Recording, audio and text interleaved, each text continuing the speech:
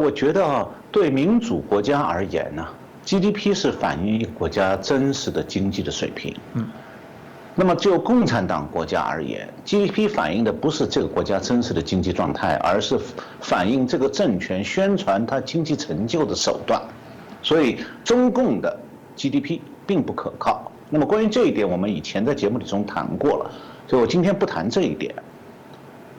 那么我只想说的是，既定中共的高层现在自己也在强调说，不要追求 GDP 的增长目标。那原因不是因为中共觉得这个 GDP 这个宣传的手法太拙劣，不要用了，而是中共过去6年来经济遇到越来越多的困难。那么 GDP 数据，即便它本身是作假，靠作假来显得好像有点亮丽，但是这个亮丽也和他自己的过去的记录差得太远。所以现在中南海是要求中国大陆各地不要再继续制定每年GDP 增长多少的具体目标。那么这中共自己对自己的态度。那我回过头来讲这个主持人提到的巴菲特哈，巴菲特被称为股神，那么他的话有多可靠？其实我觉得大可质疑。台湾最近是有媒体在介绍这个巴菲特旗下那个 Berkshire 公司年度股东大会上，巴菲特在那里大的赞扬中国经济，那给了中国经济不少赞誉。但我在这里想对巴菲特所做的话呢，做这样一些解析，大家就可以知道巴菲特的是在干嘛，在胡说八道。为什么？我想讲几点。第一个就是巴菲特犯的第一个错误啊，就是他根本就资讯过时。那巴菲特说，在世界上20家最有价值的公司当中，中国企业占了3席。那么如果放眼未来30年，还有更多的中国企业会排在这个前20名里头。那么他讲的中国公司是哪3家？我查了一下，结果发现巴菲特资讯过时了，他是旧的资讯。现在是20家前20家最有名的，就是这个市值最大的公司里，中国有4家，不是3家。那么这第20名是中国移动通信公司，是做手机服务的。第16名是中国工商银行，第12名是阿里巴巴，第11名是腾讯，就是做微信服务的。我为什么要介绍这4家公司？下面我会讲，关系到巴菲特犯了第2个错误，就他根本对公司的性质认真不当，他就不懂。为什么？这20家公司当中，中国以外的公司是包括美国的 Amazon 公司、微软公司、苹果公司、谷歌，还有巴菲特自己那个 Berkshire Hathaway 投资公司、脸书、Exxon 石油公司、Johnson 制药公司、那个摩根大通银行、P&G 消费品公司。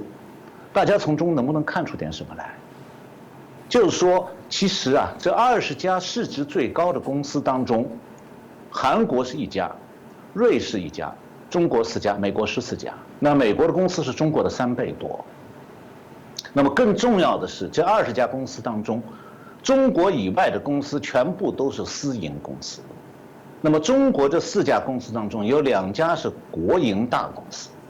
那么中国移动原来是中国的邮政系统，他们办的手机服务，那是政府官办的通讯公司，全中国用手机都必须要用它的。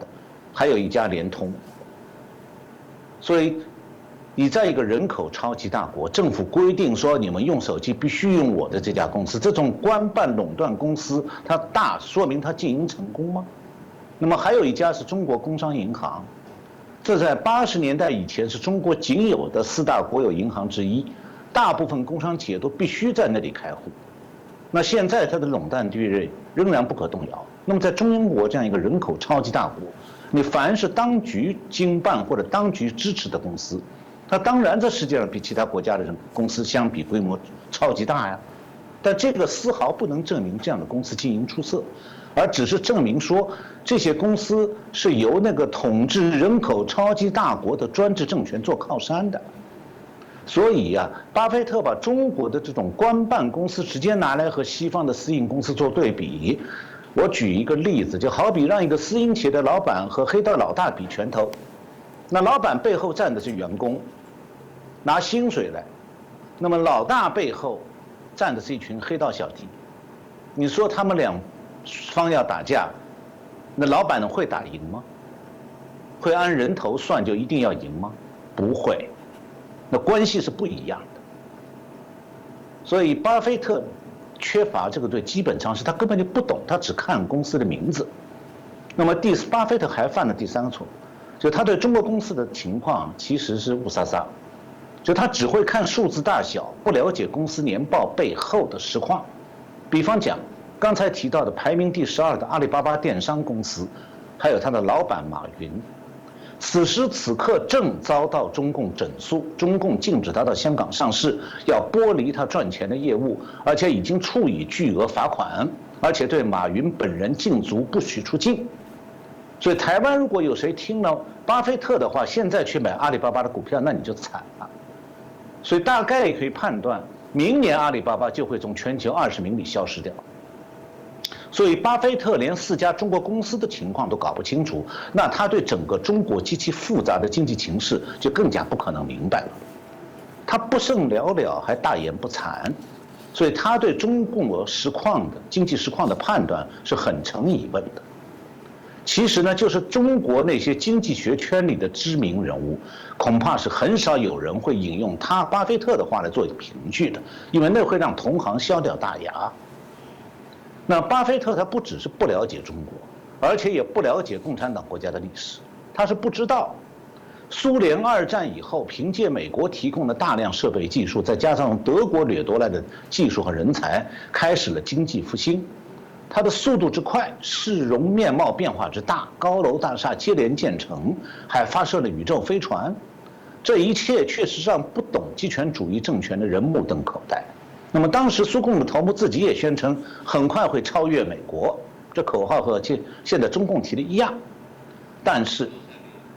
共产党政权取得的这些经济成就，不是市场经济之下自由经济自然发展的结果，而是集权政府调集全国财力物力一举投入的产物。你在民主国家，政府是不能随意支配民间资源的，因为那是私有的。那么在苏联还有改革以前的中国，政府是把所有资源都集中控制在自己手里头，所以他想达成什么目标，根本不用考虑经济上的回报，只要把资源集中投进去，就能出现外观上十分引人注目的成就。比方讲，毛泽东是在中共大跃进饿死3000多万农民的同时，花巨资造出了原子弹。那么在外界眼里看来，原子弹造出来是个军事成就，但是你对农民而言，那是毛泽东把他们的家人活活饿死，化为白骨。所以自从世界上出现了共产党政权以后，民主社会当中总是有人会被共产党政权的表面成就所迷惑。当然了，其中有一些是马克思主义的信徒，他们只希望共产党政权强大，而不愿意去关注共产党政权隐藏起来的种种困境。所以我们今天来谈中国的经济前景这一点尤其要考虑到。那我想举一个《华尔街日报》今年1月27号发表一篇文章，标题正好和今天主持人提出来这个问题，解答这个问题呢，有相当的帮助。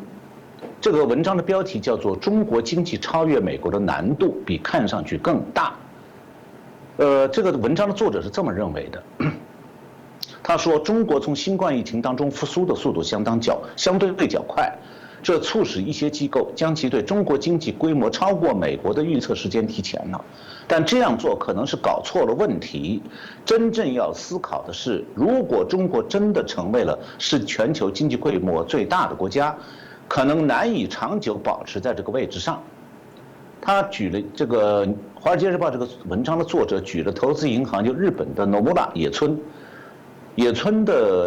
村投资公司的研究人员最近提出来说，如果人民币进一步升值，并保持在1美元对人民币6块左右的水平，那么到2026年，美国经济规模将被中国超越。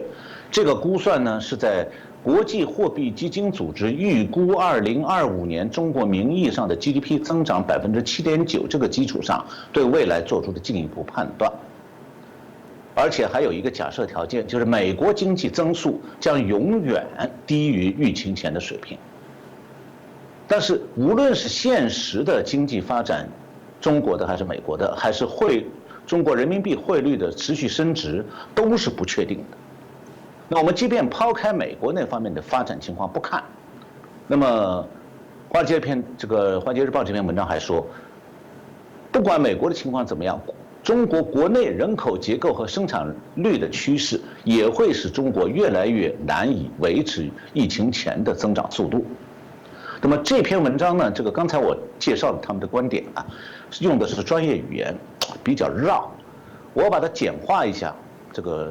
说明一下，它大概有这么几层意思。第一层就是，假如中国没有通货膨胀，人民币不断升值，用美元折算的中国经济规模，几年后可能超过美国。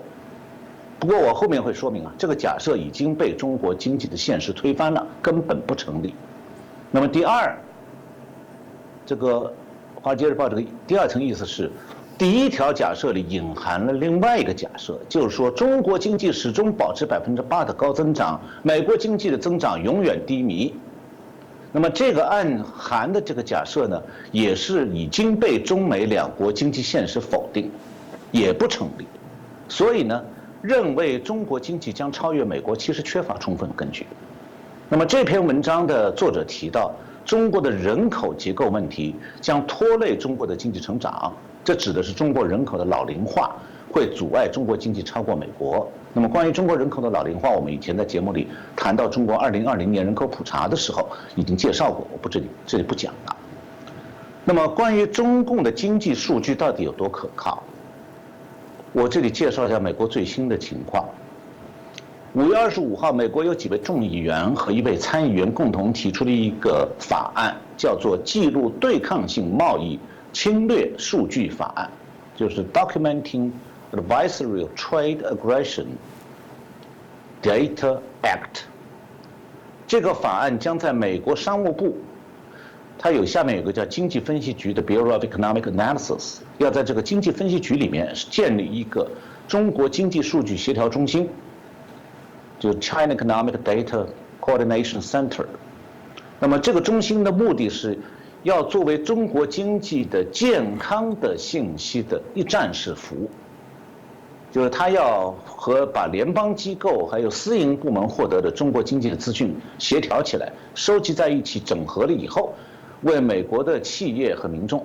提供关于中国金融市场的数据。那么其中有一位提出这个议案的议员呢，表示说，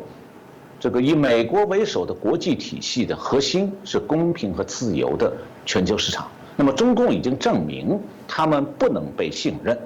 因为他们一直在寻求破坏自由世界。中共释放的经济数据是不可靠的，是被操纵的，伤害了美国的投资者和日常商业业主。所以美国需要有自己的关于中国经济数据的中心，而不能采用中国的经济数据。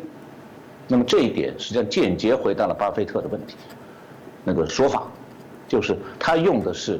不应该被信任的数据，所以他的说法毫无道理，胡说八道。